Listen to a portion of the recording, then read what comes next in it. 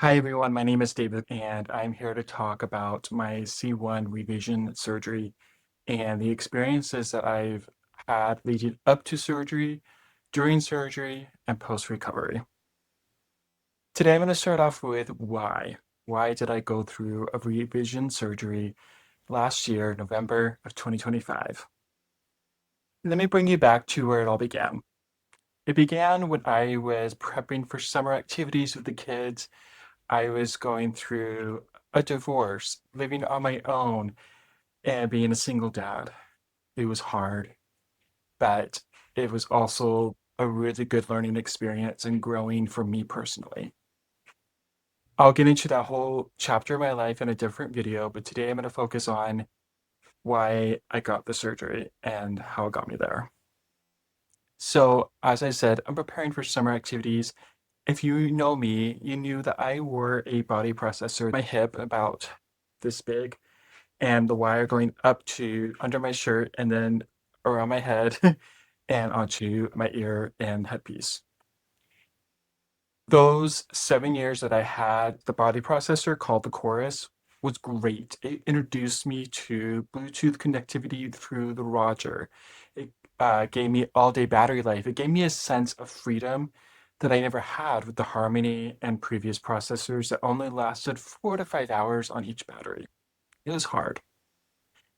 And so, because I had the body worn processor and the wire going up and down from my head to my waist, it tends to short or the wires get loose easily.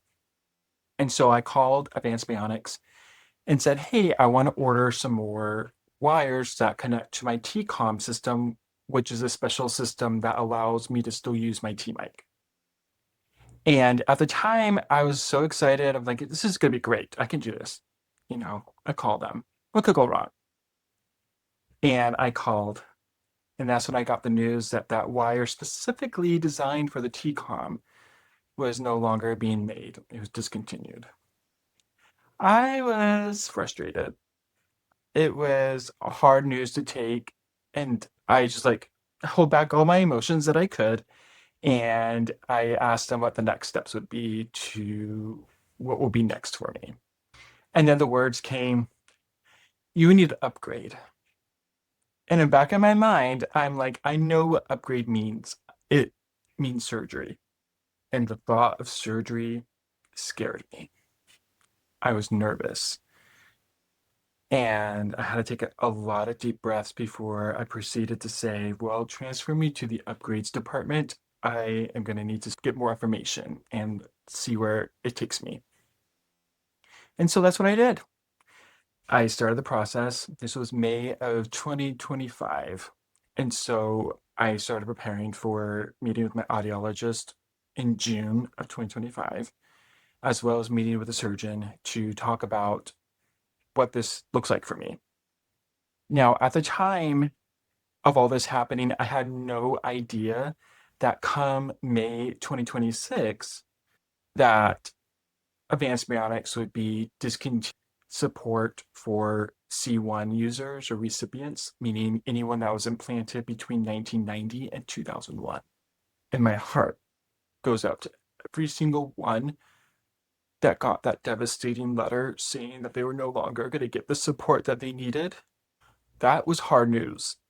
And yet, on the back of my mind, I was so grateful for the experience I got to have, which was picking at my own timeline of when to get the upgrade. And that was a blessing for me personally because at that same time, I was diagnosed with depression, anxiety, and ADHD. The whole works. So I was going through a lot emotionally to even get to this point. And so I started getting on a new medication. And then I started working with like therapy tools and really kind of working through all the different emotions that I was feeling as I was preparing to meet with my audiologist and the surgeon.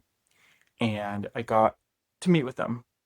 And the first thing that they said was, you hear so well with your current setup. And I did. I heard really well. I heard my kids, I heard music, I heard everything that I loved. what could possibly be better than that? And so I was like, I'm gonna have to upgrade at some point in my life. So let's get the ball going and just see where this takes me. So we did the CT scan, we talked through all the possible different scenarios, and everything looked good. And so we submitted everything to insurance. And during that waiting period, I remember having multiple anxiety and panic attacks of what will I hear like? What will things sound like after? How am I gonna adapt? What is it gonna be like? And then I was like, well, do I put my whole life on hold and stop dating and just forget everything? And that wasn't until like um August, mid-August, I just started like randomly decided it was time for me to talk with different guys and get to know them. And this one fellow really snagged my heart in a very special way. And so I continued to talk with him. And as we grew in that relationship and as things were coming to fruition of just we really, really like each other and things felt right this time and it just felt so good. And then I was hit with the news that insurance approved my surgery. And then I thought, uh, this is a lot for a new partner, boyfriend, any relationship to navigate this. And trying to prepare someone for the idea that I'm going to have to go through surgery to take out what was inside my head and my ears, the cochlea, electrodes, the magnet, all that stuff will have to be taken out and a whole new system we put in. And then I have three little ones, three kids that I'm also trying to prepare them for. And I remember during that time, I kept going up and down, up and down. And it wasn't until my oldest, he said, but your surgery, at the time, we didn't quite know when my surgery was going to be. And he was like, if it's going to be in November, are you going to be able to hear for my birthday? He was turning the big 10. Super excited about it.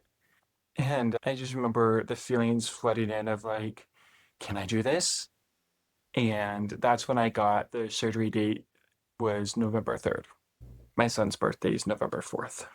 And all over again. I went through this whole cycle of just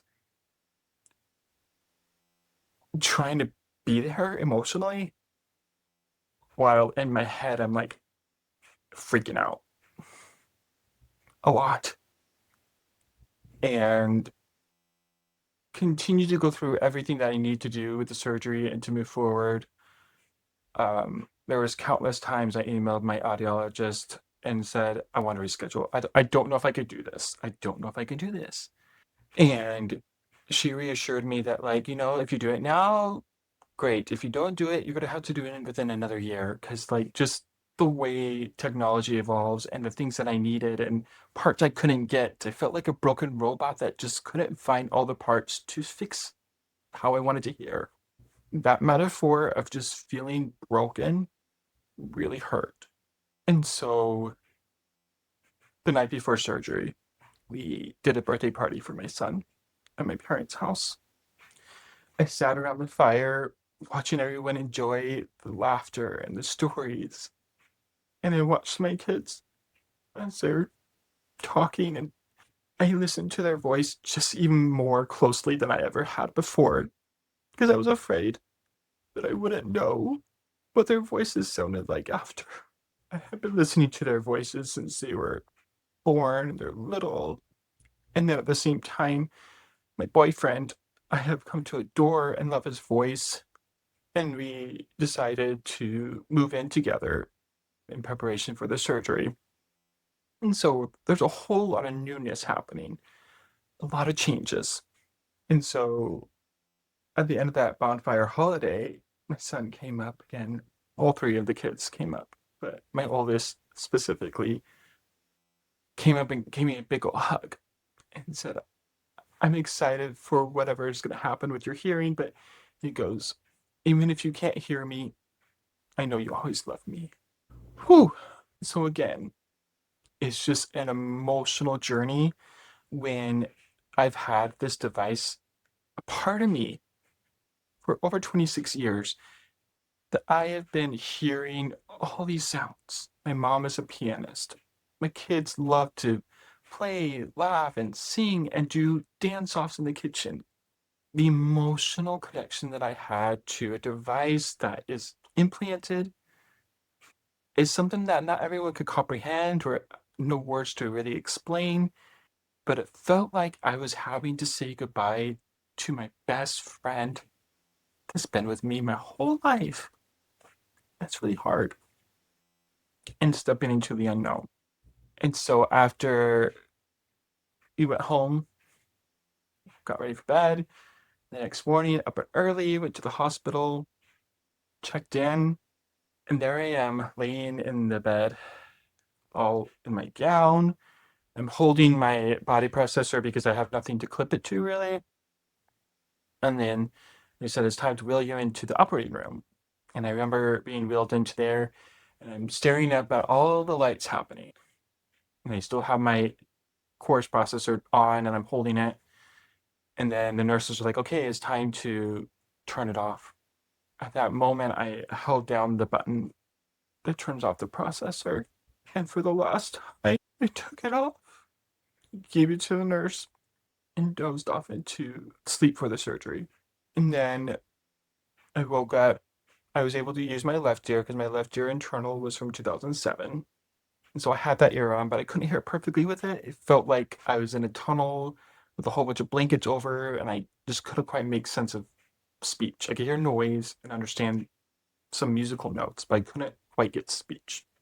And that's when it hit me.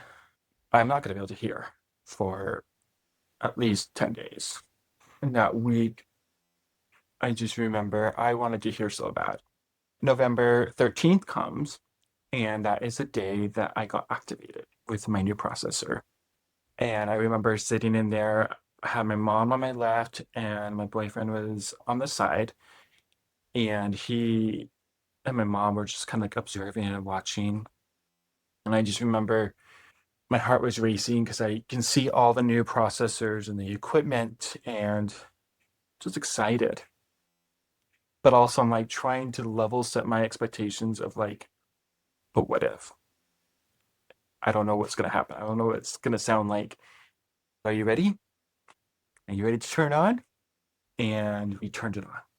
And I sat there and I could feel just like my whole self try so hard not to shut down because everything sounded like Mickey Mouse high pitch, like squeaking a little bit.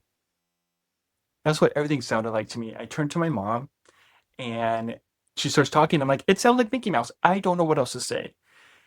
Everything was super high pitched. And even my boyfriend, his voice, he has such a deep voice, but it was Mickey Mouse. It was high pitched Mickey Mouse. And I was like, what? What is happening here? And they try working through different adjustments and whatnot. Totally normal. It's normal to hear that way the first time. And I kept reassuring myself, I just have to go through this for a few weeks, keep practicing, do all the things, it'll be fine. Keep working through it. And I will say the first month and a half was hell. It was, I think I referred it to as the crucible, where it just felt like I was thrown into the deep end and I was trying so hard to make sense of how things sounded. And I was trying to make it learn what I heard before and like fit it into a box perfectly like it was. And then I had a moment. I only had 6 channels in my old ear before the surgery. The electrodes only held around 6 to 18 channels, something like that. And the new electrodes that they put in to the cochlea had a higher range frequency added. So I went from like 6 to 18, whatever it was, to over 100 channels that control frequencies. So my right ear had a whole lot of new bells and whistles that I was not expecting or prepared for because, again, I have nothing else to compare it against. So I realized that, and I realized I had to forget everything that I thought I knew was right and the way it sounded, and realize that because of these extra channels and the improvements in technology and the programs I have access to, I might have not been hearing everything that I thought I was hearing before, if that makes any sense. And it all started when I was listening to a song by John Schmidt called The Tribute, and it's where the piano was playing and then the violin comes in. And for the longest time, I always thought it was a piano and then just the violin comes in and plays and you hear just the violin. I listened to that song after a month and I was like, I have to forget what things sounded like before. Embrace the new. And this is the new version of hearing that I'm going to have to learn and accept and adapt to. And it's okay. It's also okay to feel frustrated during that whole transition. Trust me, been there, done that. So I listened to that song and I was a hold up and I started it over again. The piano plays and then the violin comes in. But I was like, wait, hold on. Start again. Piano plays, the violin comes in, but this time I noticed the piano kept playing. I could hear the piano playing while the violin was playing on top of it, and my mind was blown because the piano was playing a certain higher frequency that I don't think I ever really caught on before. If I did hear it, it might have been too low with the old programs that it didn't make sense or how it was processed. I don't know the technical language. That was my experience. So here I am having this epiphany of I need to forget everything that I thought I knew and embrace it. And so that's what I did. So December comes, family events, Christmas, all the holidays. Talk about listening fatigue to the max. I was so tired after every single event. It was crazy. It was hard. And then I got invited to help present at a work conference in the end of January, I want to say.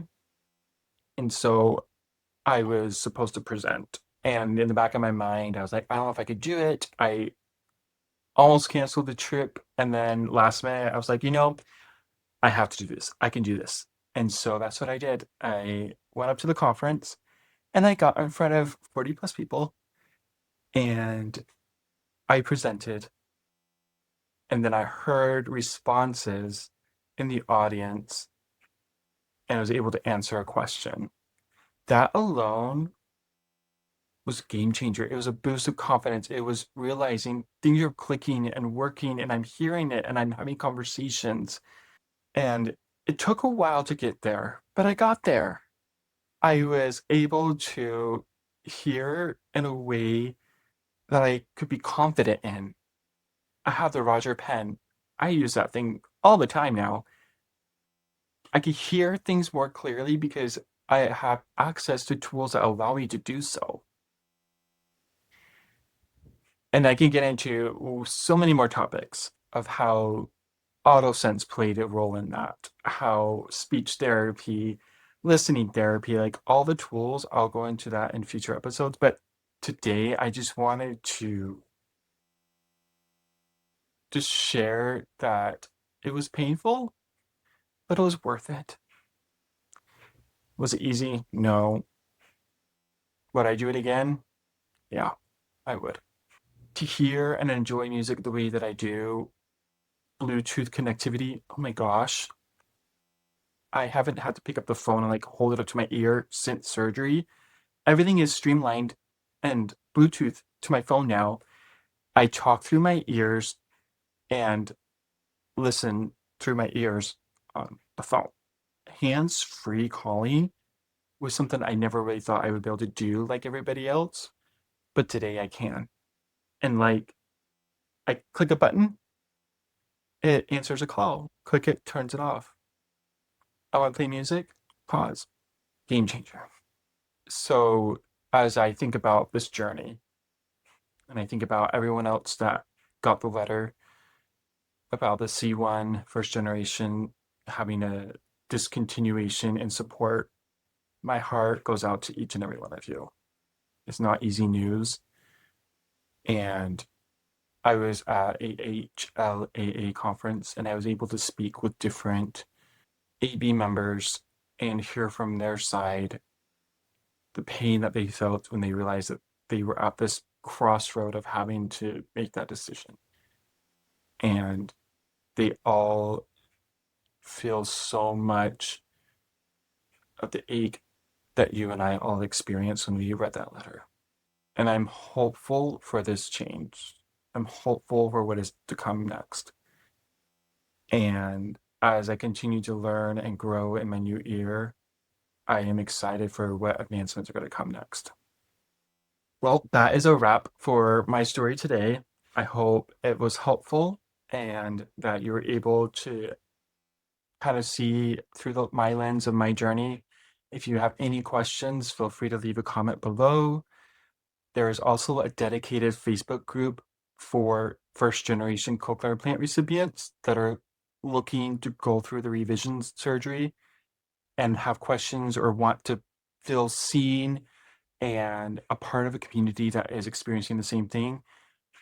I'll leave that link below. You're more than welcome to join us, and I look forward to seeing what new technology comes in the future. And I'm pretty sure that I will get my left ear upgraded at some point because I do want MRI compatible. My right ear is MRI compatible, but not my left. So here's to that. And thank you.